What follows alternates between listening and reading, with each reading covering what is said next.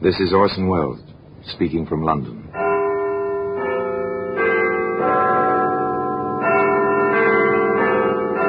The Black Museum, a repository of death.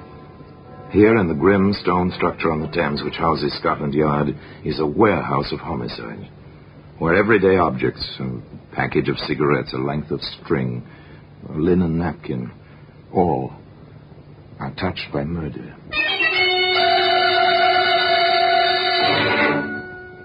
There's a Gladstone bag. It's a familiar object. Every railroad train carries several, inevitably useful, compact, and expandable. They always hold more than they seem. Perfect for vacations. Perfect also for... If you look inside, Inspector, just pry the two halves apart at one end, as I did. Yes, I see. Odd objects to have in a valise. Not if one had every intention of disposing of them, Inspector. Today, that Gladstone bag can be seen in the Black Museum.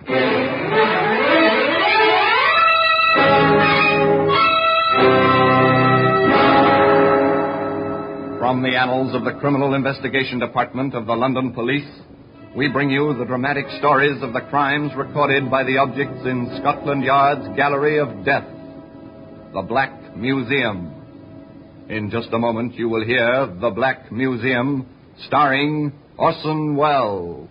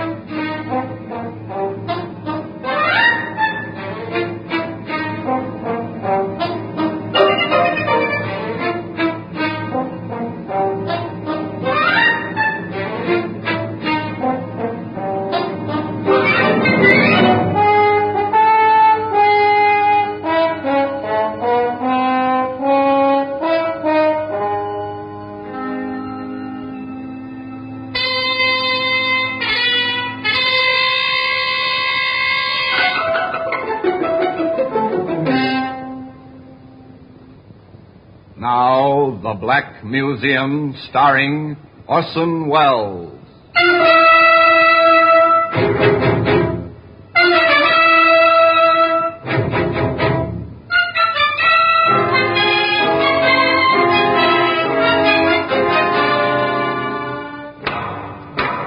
Well, here we are, in the Black Museum, Scotland Yard's mausoleum of murder. There are times, as I open this door, that I feel the old familiar inscription should be carved on the lintel. Abandon hope, all ye who enter here. Yes, abandon hope of peaceful, quiet, dreamless sleep, for within this room is almost every instrument which ever has been used for the commission of the foul deed called murder. Yes, here lies death. No doubt about it. You feel it in the dull, oppressive atmosphere. You see it first marked calmly on the neatly lettered cards. So-and-so died by this instrument at the hands of so-and-so, dated, and so forth. Your glance passes to the thing itself. You almost feel the blood. Here's a camera. Ordinary tourist snapshot-taking camera. Yet within the blackness of this box, the film registered two faces. A third person saw a print. And from that recognition, 3 people died, one by a hangman's rope. Here's a briar pipe, well smoked, thoroughly discolored, a pleasure to a pipe smoker, but no pleasure to the man who inhaled hydrocyanic gas with his tobacco, nor to the killer, trapped by the pipe itself.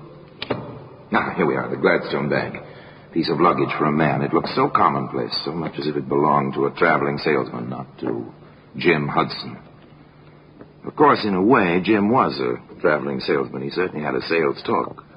And he was quite successful at it. Sally, I've never seen you looking lovelier. Oh, Jimmy, you always do that. Do what, sweetheart? Say things like that just when I want to pick a fight with you.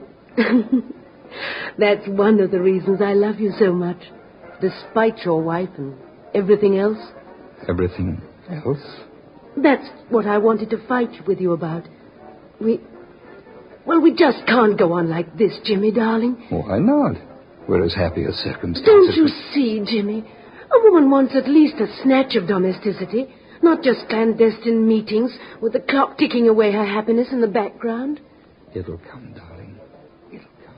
The girl was right, of course, from her point of view. Granted that the relationship between her and the man she loved was, well, outside the recognized bounds. Granted that they found each other when it seemed too late. Still, the girl was right.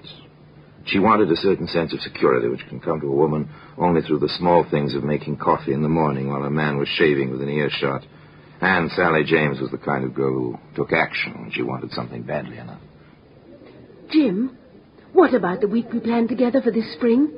I probably could get away, darling, if we had a place to go. I have the place. Anyway, the ad about it. You are something, aren't you? Here, darling. I found this in the Sunday paper. Go on, read it. For rent. Bungalow. The Beaches. Pevensey Bay, Eastbourne. Reasonable by the week. You've got your heart set on this, haven't you, sweet? Can we do it? The week of April 12th. All right? All right. Oh, Jimmy, it'll be heaven down there by the sea.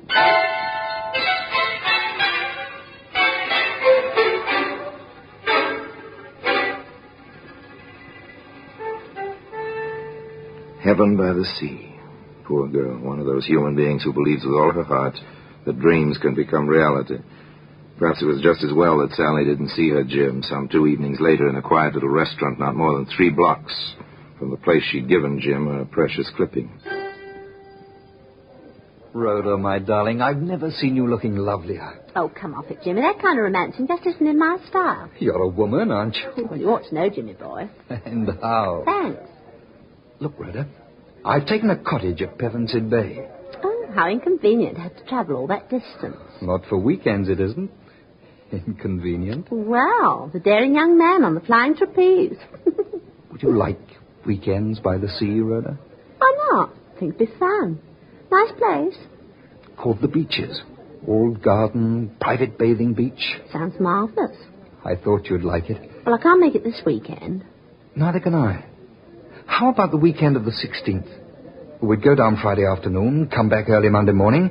There's a very early train. It's a deal, Jimmy. It really is a deal. A clever rascal, Jim Hudson, without a doubt. Knows his way with the ladies. But he cuts his margins rather close, doesn't he? Note the dates. April 12th, the week, with Sally. Friday the 16th with Rhoda. Well, that's hardly a full week with Sally. But, of course, Sally doesn't know about this on Friday noon the 9th as she stands in the doorway of the railway carriage in Waterloo Station. You will be down by Monday, won't you, Jimmy, dear? Sooner than that, if I can. You know that, darling. I guess I feel like a little girl on her first trip alone. I'm sorry it has to be this way. Oh, I don't mind, really. I'll have a chance to put the cottage in shape. Have it all clean and comfortable for my man. When I saw it, there weren't any tools there. And there's always something to fix. I'd better add tools to my shopping list. Oh, and don't forget the travelling iron I asked you for, dear. And please hurry to get down. And... oh, kiss me. Quick, Jimmy, the train's leaving. Oh, Jimmy, dearest. Bye, darling. See you Monday. Monday it'll be. Take care, darling. Take care.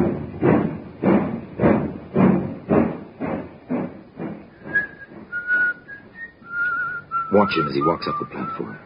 The train is already disappearing from the track. Jim has his hands in his pockets. He's whistling merrily, a man with nothing on his mind except his love affair and the prospect of the week ahead.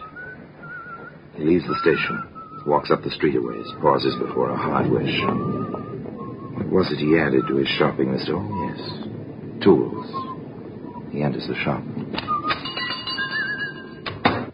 May I assist you, sir? Yes, I think you can. What do you wish? You've got some fine-looking knives in the window. May I see them? Any particular blade size, sir? I think, yes, the 10-inch carver will be about right. Very well, sir.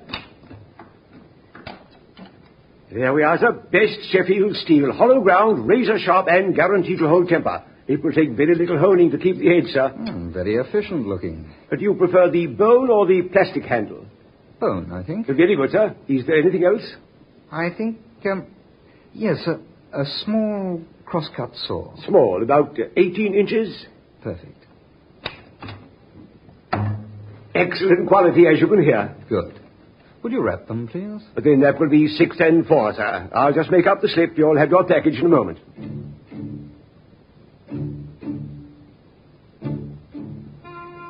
Jim Hudson took his package on the train with him on Monday morning. And tea time at the beaches, Pevensey Bay, promised to be exciting and wonderful.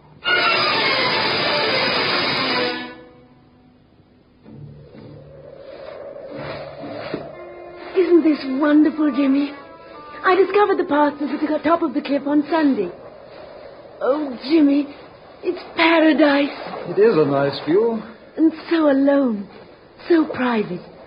This is our private view, darling. It's like a honeymoon. You are a sweet little thing, Sally. Very sweet. I know. When you call me sweet, you think of me as a child. But I love you as a woman, Jimmy. I know. Shall we go back now? It looks like it may kick up a storm. If you want to, darling. Whatever you want. Whatever he wants, Sally. But does he know what he wants, this man with a wife in London, you at the beaches, and still a third woman waiting to join him just 4 days from now? It's too bad the beach isn't sand. Oh, I don't know. Shale isn't bad. Funny about this place. Funny? How, darling? Do you remember the Doris Clark case? Who was she? She's the reason the beaches was available. I don't understand. She lived here. 2 men she knew came down. She was beaten, buried alive in the shale. The men hung. How horrible. They made a lot of mistakes, so they mightn't have been caught. People shy away from a house with that kind of a story. I don't care. We'll change its reputation then, with our love. Let's go inside, dear. It's getting chilly with the sun gone and the storm coming up. The storm came, the rain pounded on the roof, the wind lashed at the sea, and within the cottage called the beaches, all was snug and warm. I love a fire in a fireplace. Don't you, Jimmy, darling? Yes, I suppose I do. Oh, Jim. Am I being too sticky? Sentimental? Trifle. What's wrong, Jimmy? You've been, well, far away today. Sally, let's face it. Things like this never go on for long. Jim! Jimmy, I don't believe you said that. I did say it. I mean it. Then why did you bring me down here? It was your idea. I went along with it, hoping we could work something out. Work it out? It's past it. You never loved me. Stop crying. I can't stand crying. I ruined my life for you. Now you want to just forget about me. Stop it. Grow up. You can't be infantile forever. You want your cake and to have it too. You want your wife and other women. You won't. I won't let you. Stop it, Sally. I told you to stop it. No. No, I didn't mean it. I'll do whatever you want. I'll go away and never see you again. Jim, don't touch me. Jim, please. Jim. Jimmy.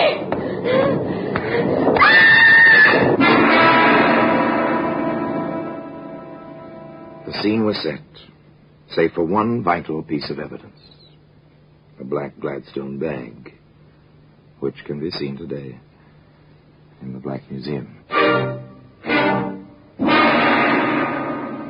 In just a moment, we will continue with The Black Museum, starring Orson Welles.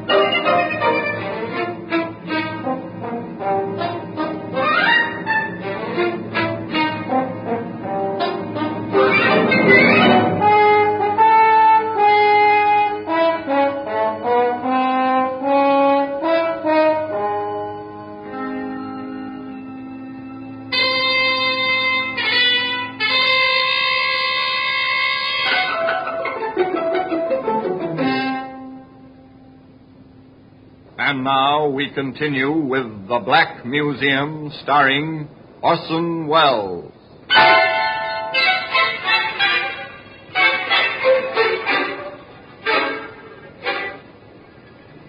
Friday, the 16th of April, dawned fine and clear.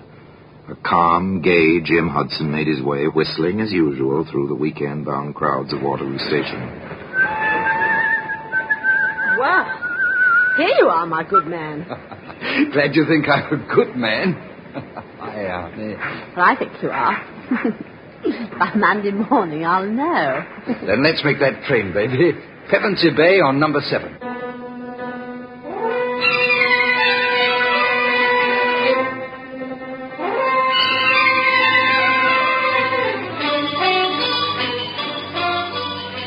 The train to Pevensey Bay was none too fast for Jim and Rhoda. It was a fine spring day. It was a beautiful spring evening. Moonlight made the rollers on the beach gleam with a lovely phosphorescence. On the porch of the cottage, known as the Beaches. Know something, Jimmy boy? I know lots of things, old girl. What, for instance? Oh, this. If I were the romantic type, this place would make me go, all gooey. But you're not? No, I'm not. All your misconceptions of women notwithstanding. Then you want to waste all this moonlight and romance? Oh, come, darling. If you must whisper sweet nothings, come and whisper them. Why not out here? Because I don't feel comfortable on the shale. Come along now.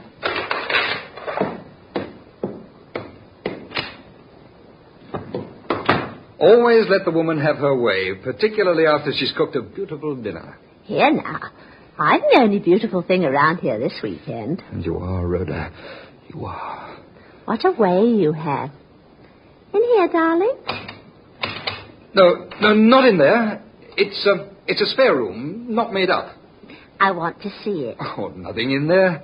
Are you going to deny me anything, darling? It's locked. Oh, Jimmy. No. Say, what are you? Bluebeard or something? Maybe I am.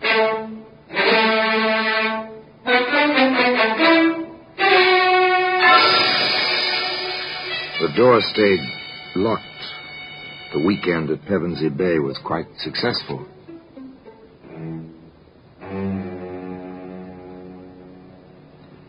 But now, the scene changes to a London street lined with somewhat shabby buildings which house somewhat shabby offices. Into one of those buildings, a woman hurries almost furtively. She climbs the stairs, one flight, walks into an office, door of which announces in gold lettering, Cross Detective Agency. You are Mr. Cross? I am. What can I do for you, Mrs. Mrs.? My ring. Yes, an old trick. Sit down, won't you? Thank you. My name is Lillian Hudson, Mrs. Lillian Hudson. I see. Well, how can I help you? I want some information on my husband, James Hudson. Go on, please. I saw your advertisement. Were you formerly with Scotland Yard? I was. Advancement seems slow. I'm working for myself now. Yes. Well, I have reason to believe that my husband has been, seeing other women. And you want me to get the evidence? I think so. A divorce action? Perhaps it depends on the results. And you want to stay in the background? For the present. Well, have you anything on which I can start? An address? A lead of any kind? I have this. A baggage check. Waterloo Station baggage storage. Stamp 10 a.m., Friday, April 16th. An innocent bit of pasteboard. Where did you get this, Mrs. Hudson? I took one of my husband's suits to the cleaner. This was in a pocket. The cleaner gave it to me. Oh, and why should this mean anything? Because Jim, my husband, was away the entire week of the 12th until the morning of the 19th. It came to me, if he had told the truth, how could he have checked something at Waterloo on the 16th if he were out of town all that week? Yes, an interesting observation, Mrs. Hudson. Well, suppose I go over to Waterloo Station and pick up whatever was checked there. Oh, and sorry to mention this, but it is customary to have a retainer, you know. Private Detective Cross, once of Scotland Yard, went on over to Waterloo Station and presented the baggage check. A short while later, he arrived in the office of Inspector Henley at the Yard. Oh, yes, Cross. I remember you now. Ah, thank you, Inspector. You were with us once, weren't you? Yes, sir. There are times, Cross, when I wish I had the gumption to strike out on my own. Too late now, however. There are times, Inspector, when I wish I'd stayed on here. However... Yes, to each his own, and the grass is always greener, and so on. Well, Sergeant Anderson said you wanted to show me something. Oh, yeah, this, sir. This Gladstone bag. Looks perfectly normal. Locked, I see. Yes, if you look inside, Inspector, just pry the two halves apart at one end, as I did. Yes, I see. Odd objects to have in a valise. Not if one had every intention of disposing of them, Inspector. You're probably right about that. Seems like some silk or something. And badly stained. If I were a gambling man, I'd give 10 to 1 the stains of blood, sir. And it wouldn't be much of a gamble. Any ideas on what the metal objects are? Well, I flashed my penlight in there, sir. One is a carving knife, and the other is a carpenter's saw. I see. How did you come into possession of this bag, Cross? Mrs. Hudson found the check for it in her husband's pocket.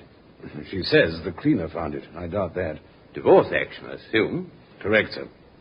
I understand. Well, my suggestion is this. We'll give you another stub. Give it to Mrs. Hudson and have her place it in her husband's pocket. When he comes back with the bag, we'll have a man ready to pick him up. It seems to me this little matter bears further investigation. So simple, so quietly effective. Just place a check for baggage in a man's pocket. When he comes to claim his Gladstone bag. Yes, sir? Oh, here's my check. It's a brown Gladstone. Left it 3 days ago. Just a moment, sir. Sergeant Anderson, sir. Yes? It's the check you've been waiting for, that fellow there, whistling. Thank you. Give him the bag. I'll speak to him. Yes, that's my bag. Oh, that'll be 2 and 6, sir, for overtime storage. Oh, here we are. Thank you, sir. Glad to oblige. Excuse me, sir. You James Hudson? That's right. Who are you? Sergeant Anderson, Scotland Yard. My credentials. If you would be good enough to come with me. What for? Inspector Henley would like to see you. He's waiting at the police station just a block or two from the station here. Well, I've got my bag here. Couldn't it wait tomorrow, or... That's all right, Mr. Hudson. I'll carry your bag.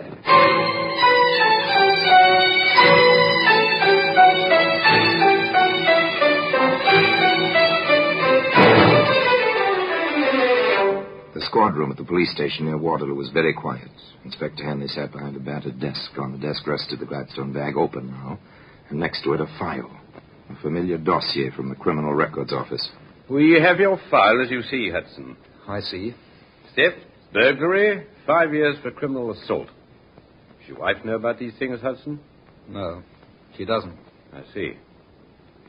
Hudson, how do you account for the contents of this bag? I was butchering half a steer for a friend of mine in the country. He has a deep freeze. Oh, that's rather thin, Hudson. Did you wear a silk dress size 10 to butcher the steer in? It was his wife's. I'm having it cleaned at a special place I know. Yes, of course. Better try again, Hudson. There was no answer. There were no further questions. Inspector Henley knew his man. Time ticked away. The clock was quite loud. For an hour it ticked in the silence. Finally, the perspiration beginning to bead his forehead. Jim Hudson began to talk. All right, Inspector. I'll tell you. I guess I lost my head when she flew at me. Oh, size 10 and she flew at you, Hudson. I told her we were through, that I was going back to my wife. She heaved the coal scuttle. Then it was at the beaches at Pevensey Bay on April 13th, sir. She grabbed the poker. I defended myself. We had a devil of a struggle. She fell, struck her head on the andiron. She was dead. I must have gone completely crazy. I went into town, but that knife and the saw, I was afraid to tell anyone. I mean, my record and... He said in this bedroom, Sergeant. I've got something here, Inspector. In this biscuit tin. Yes, you have. Neat packing job, I must say. Not much left of the poor girl, is there? I want a check of every hardware store in the neighborhood where Hudson lives. Oh, yes, near the railway station. Got that, Sergeant? I want the sales slip on those implements and the clerk who sold them, if possible. Yes, Inspector, I remember the incident perfectly. The fellow came in whistling, asked about the knives in the window. He bought one, then asked for a small saw. Here's the slip, sir. Well, this says April the 9th. Hudson claims he didn't buy these things until the 13th. It was the 9th, Inspector. I'll stake my life on that. It's no good, Hudson. You bought that knife and that saw on Friday the 9th. You went to Pevensey Bay prepared to do exactly what you did do. If we ever had evidence of premeditation, we've got it now. You're under arrest, charged with willful murder. And I must warn you that anything you say may be used in evidence. Each clue in its place. The case was complete. Closed as tightly as that same Gladstone bag, which can be found today in the Black Museum. Orson Welles will be back with you in just a moment.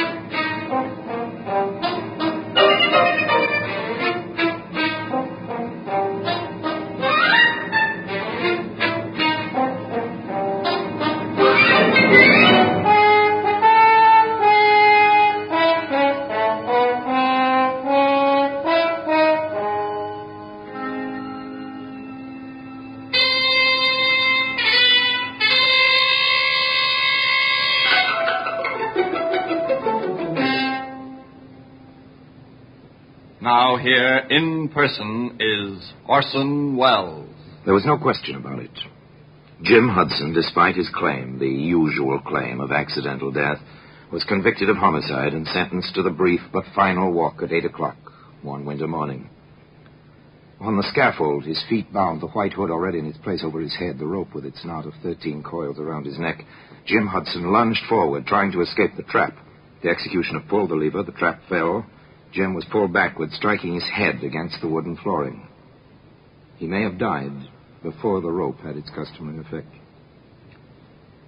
However, the Gladstone bag is still to be found in its customary place in Scotland Yard, in the Black Museum.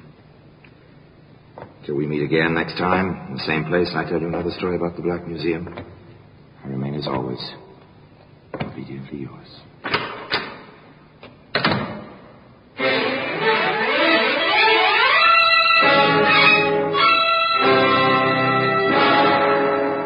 The Black Museum, starring Orson Welles, is presented by arrangement with Metro-Goldwyn-Mayer Radio Attractions. The program is written by Ara Marion, with original music composed and conducted by Sidney Torch.